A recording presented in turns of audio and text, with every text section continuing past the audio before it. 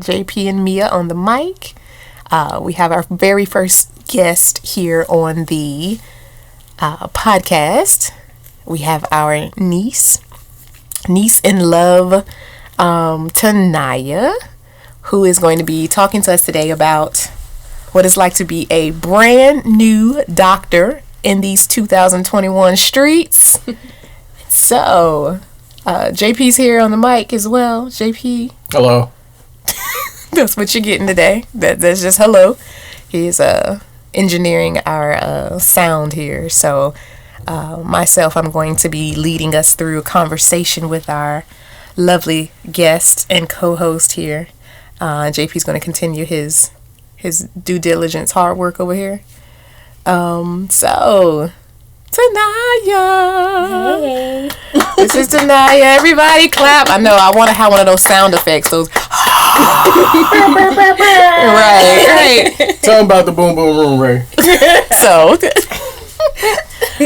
our niece has successfully entered the world of doctordom, and we are overjoyed, of course, for her success and her future success to come.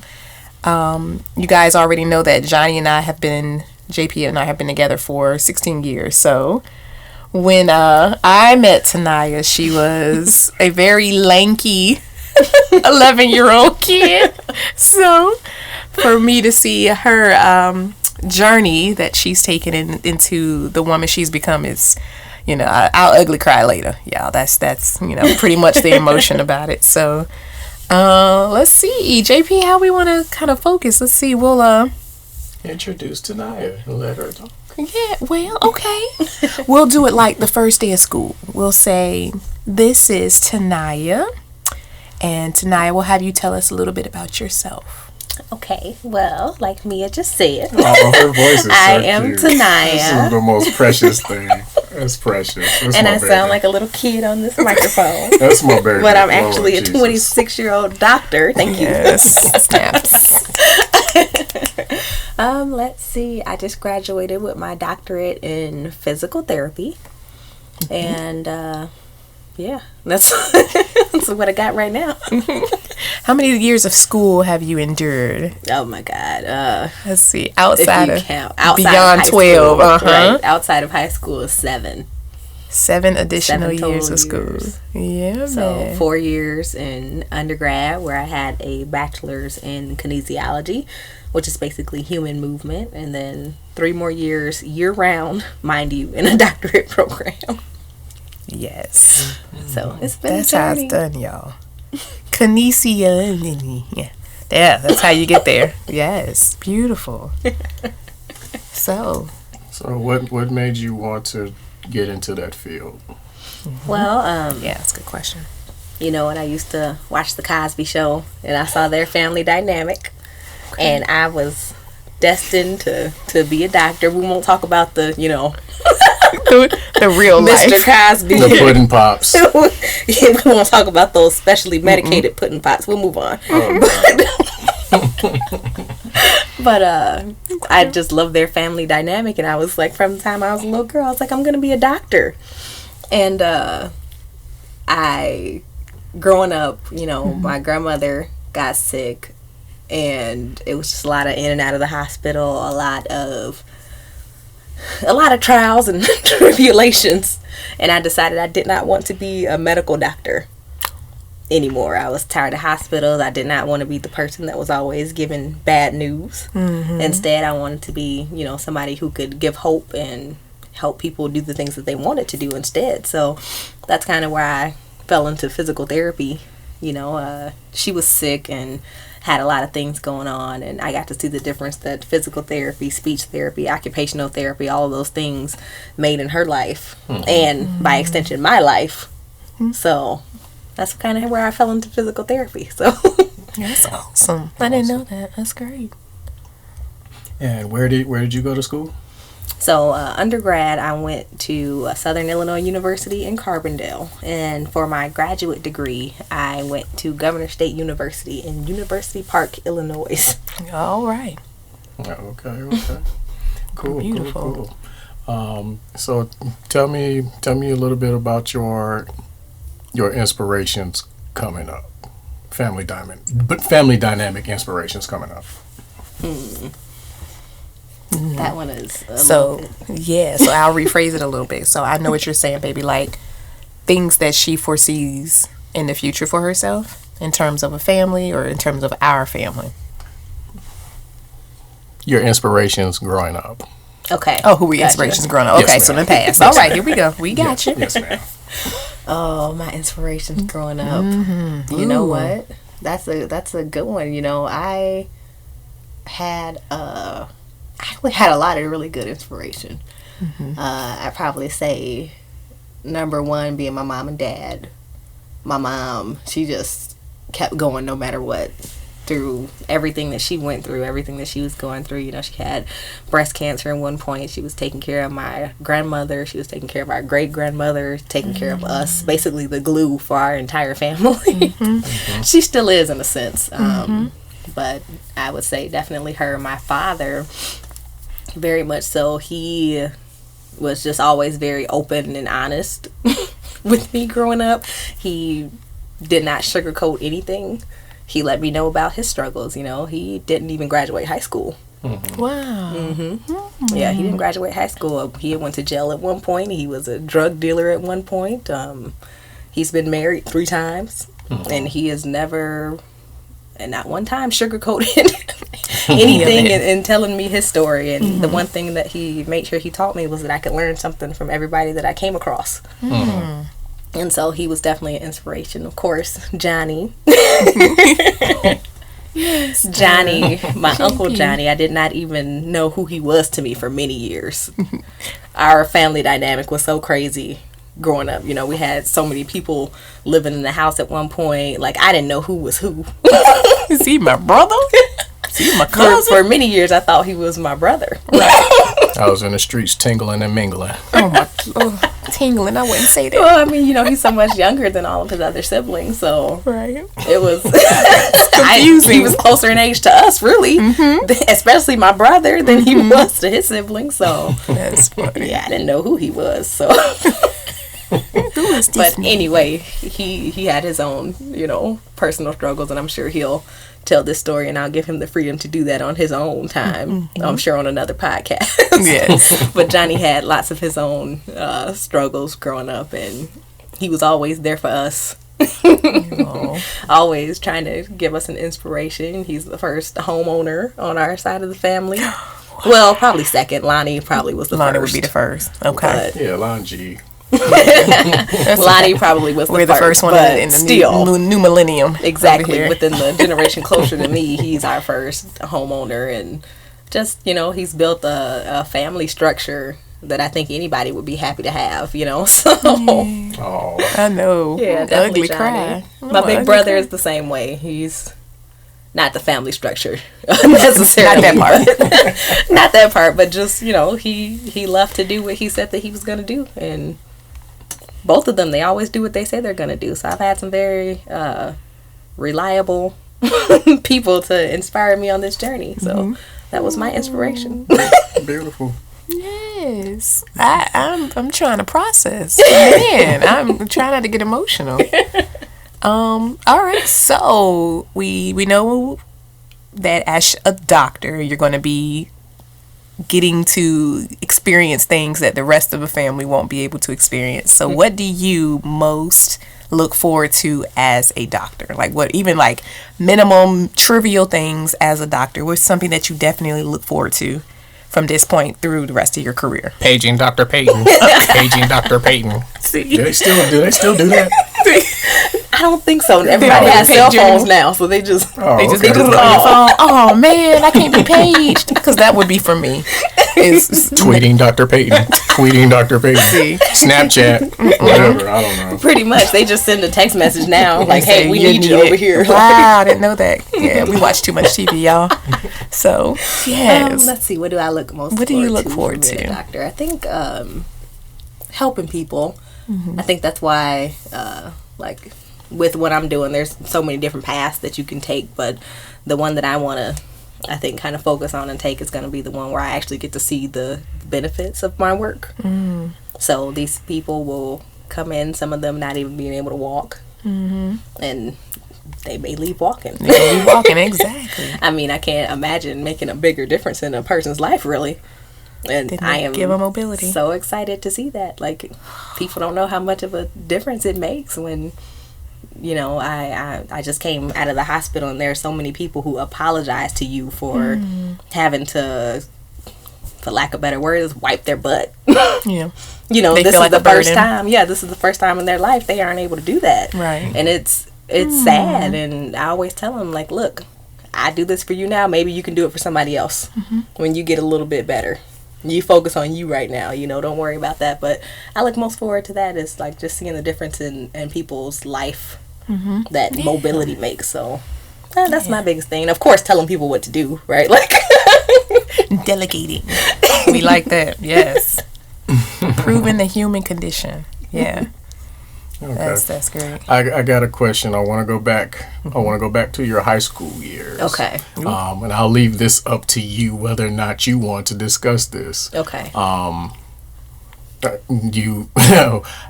did Valedictorian get stolen from you? I want to talk about the conspiracy theory.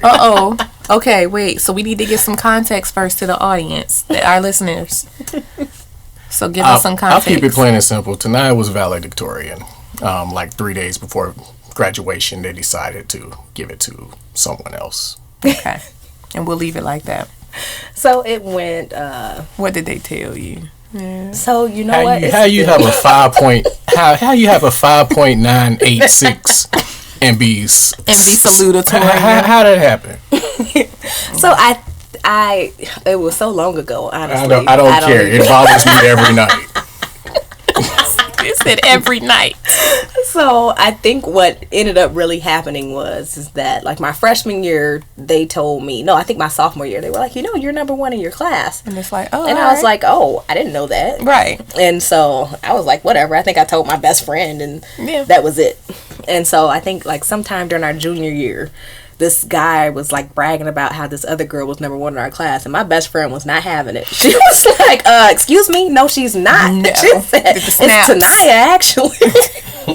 No, ma'am. And so I think when that girl found out like that she wasn't number one in our class, she kind of had a little fit because like 3 of her sisters before that had been valedictorian. Okay. Yes. Okay. So then you got instant competition. So then I think what happened was that she probably went and asked like, well, what classes do I need to take? Because some classes weigh more than others and all of that stuff. I think she just pushed it and was kind of strategic about it and just went ahead. And what was the difference between y'all? Because it wasn't that much of a point difference. I have no idea, but I can tell you this. I hardly even really remember that. Right. But what I do remember is the difference in our speeches. I still got that on my phone. And the difference in our the audience response. The audience response. Look at that. Because they were so excited to have a young black girl at a mostly black school talking to them. Yes. So that was mostly the difference. And the girl was very nice. Like she wasn't, you know, whatever. She was very nice. She just, I think, wanted to keep up that family legacy. I guess. And I would imagine the pressure she was probably under too. It was like, hey, I have all these valedictorians. I can't let nobody take that from me. Yeah. So if she wanted it that bad that she strategically fought for it, I'd be like, just take it, boo. That's how I felt about it. Because I didn't be a even doctor anyway. know until I was told. It didn't even cross my mind. Exactly. And I'd be like, you can be working at Ted's Montana Grill, but I'm going to be a doctor. So at the end of the day, this could go left or right. I'm pretty sure she's not working at Ted Montana Grill. We don't know that. Things happen. Moving on. Okay, yeah. Thank you for that clarity, ma'am. Yes. Oh my goodness. Gosh, man. Yeah, I wasn't there live, but I've seen the speech, y'all. The speech is magnificent. That'll be for another pod, though. So I was like, ooh.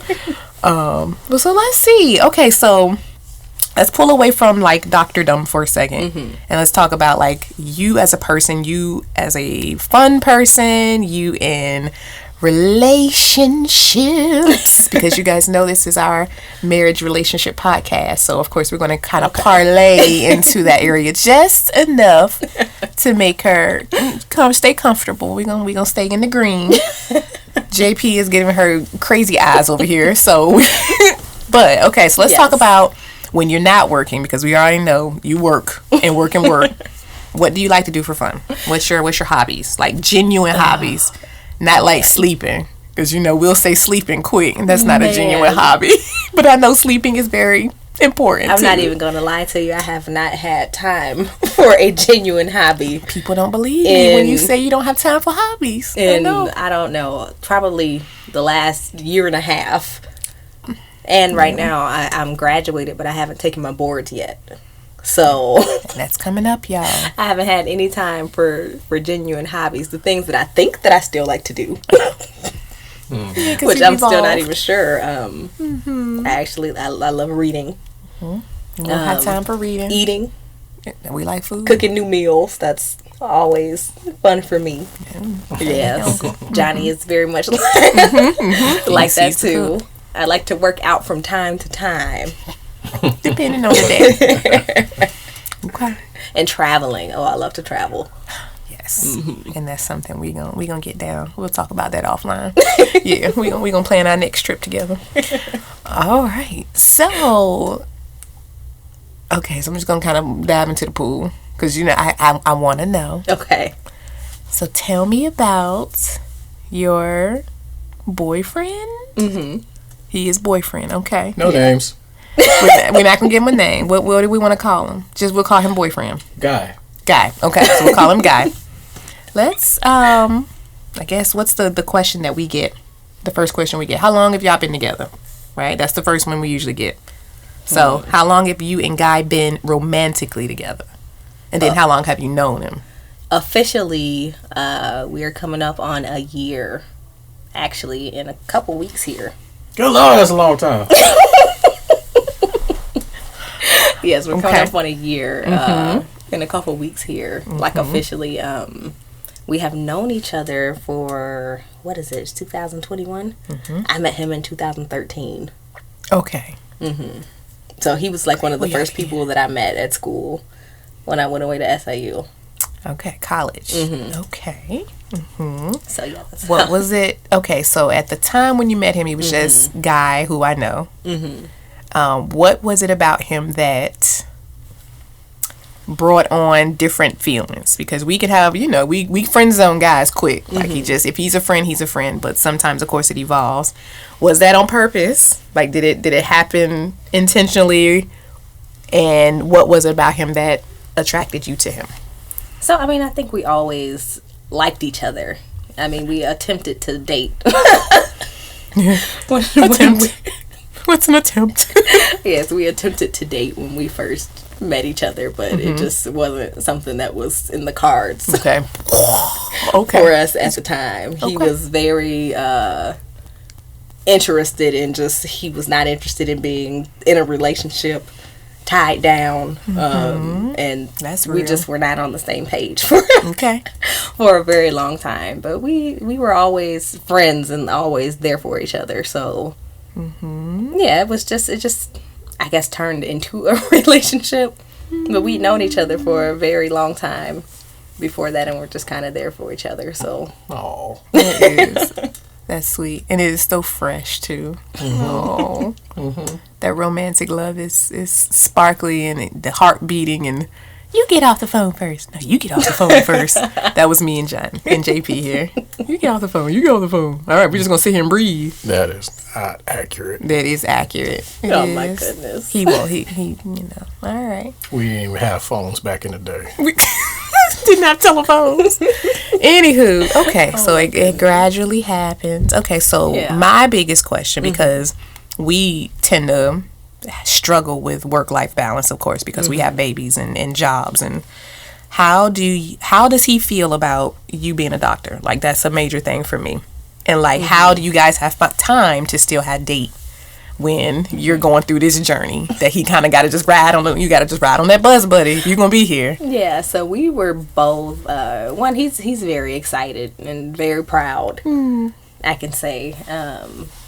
We have kind of been on this back and forth journey together for a long time. And then as far as like dating and school and all of that, He actually, like I said, we both got our degrees at SIU, and he got his in political science and economics.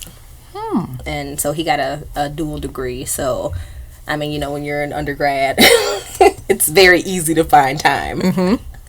Yeah, And then moving on, transitioning into like our actual like real dating right. period. Out of college dating, it's different. He was a branch manager at Enterprise. Okay. And so during that period of time, we really didn't see each other a lot. It was just a lot of phone conversations, a lot of, oh, are you free right now? Like, let's talk on the phone. Like, hey, I miss you. I miss you too. it was a lot of that. And Right. then probably maybe the 6 months prior to being like official, it was more like, I guess, more communication, more dating, more talking kind of thing. Let me see. I'm trying to think. And then coronavirus hit. Good old Corona. Yes, coronavirus hit. And the I condola was at virus. school. We didn't go into school anymore. So Right. I had all the free time in the world Yeah. at that point in time. And he had decided to leave Enterprise, actually, and work for a trucking company. Okay. And so he was very nervous about taking that step. Right. Because, I mean, Enterprise is a sure thing, you know? Yeah. And so Wow. with that job, he actually got to pretty much make his own hours. Okay. And he was making more money than at Enterprise. And he had a lot of free time, too. So, you know, worked before out. I went back to school, before he actually left there to study for the LSAT. Okay. So Ooh, before really? that time, then it was pretty easy just because both of us had so much free time. So The world shut down. So it's going to be interesting this next phase because I'm going to be working and so will he. He has a CDL and he's going to be driving for a little while before he starts this venture of owning his own trucking company. So he'll be driving for a while. So this is going to be an interesting change in our dynamic. well, that's but that's what it's about. It's phases. So you have what I call seasons. So, you know, sometimes the season is summery, it's sunny, everything's good, we getting along, the stars, the planets are aligned, we talking. Sometimes those seasons turn to fall, and it's like, dude, I don't get to see you, and then becomes the resentment feelings and the we need to change, and I'm desperate, and you know, it becomes a lot. So it'll be interesting. Okay, so you said he's studying for the LSAT. Did he stop studying for the LSAT, or he's still doing that? So he took the LSAT, and he scored like 5 points lower than he needed to score.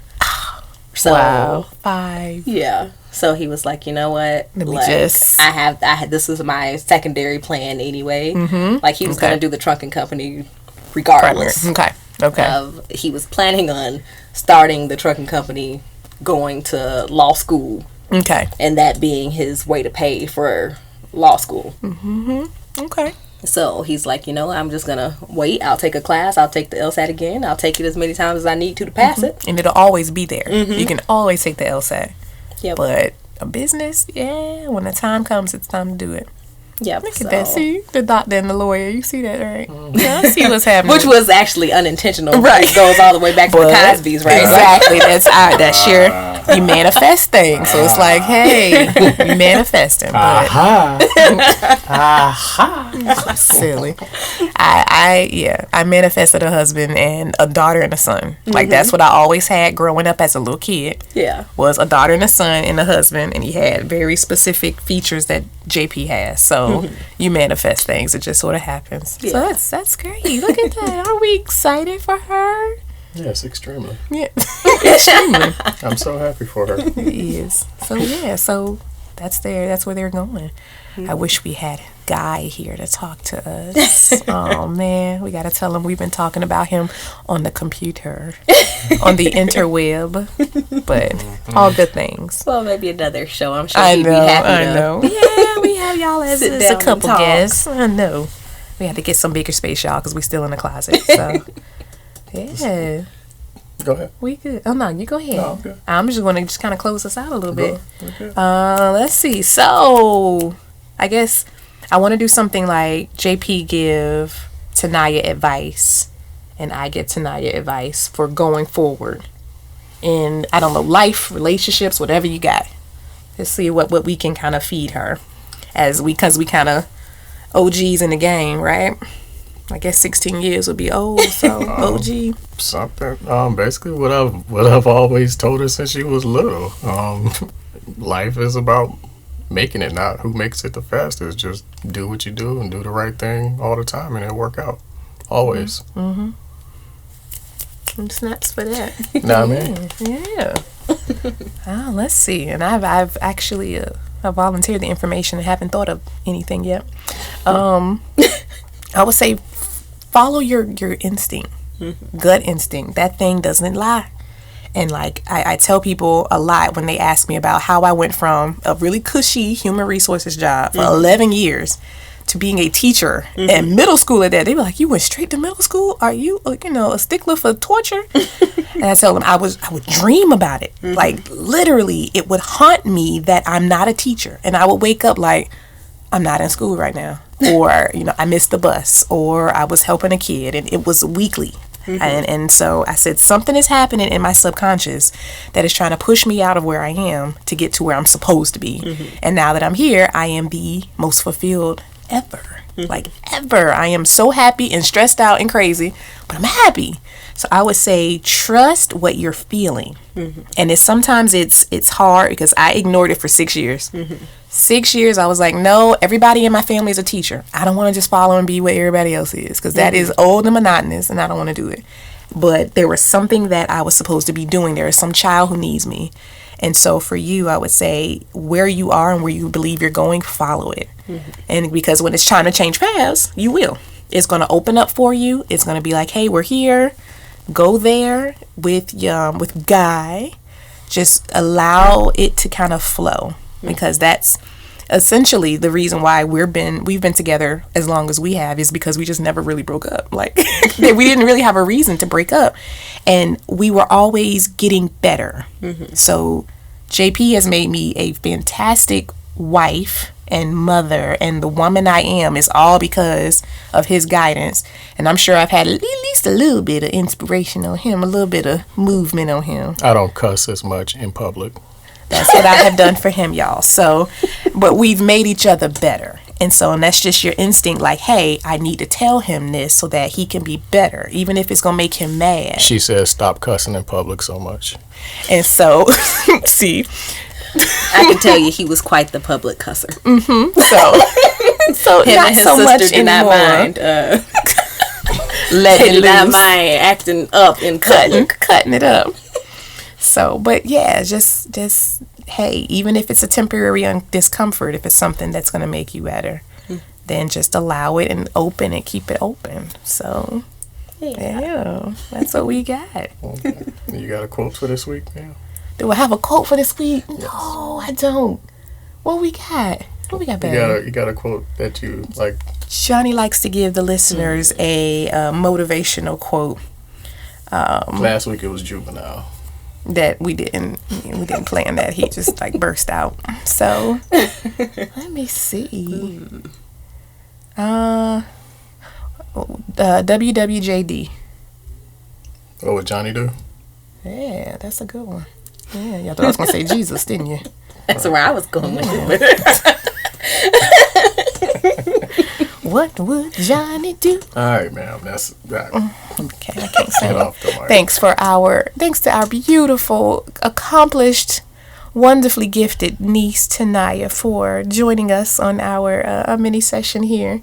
Thanks to our listeners, of course, for listening in on our newest episode.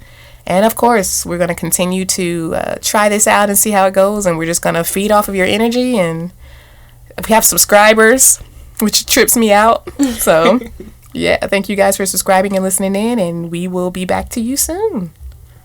Bye. Bye. I'm both manic and impressive. Depression stays in my guest room. I tried to be ghost, just not built for the chest bone. Was that too soon? Gay said, oh, please no bones. Discovered my religion, full grown beer like bone. Black ribbon in the sky, voice in my head always a song. Got judged by 12 while looking over my tone.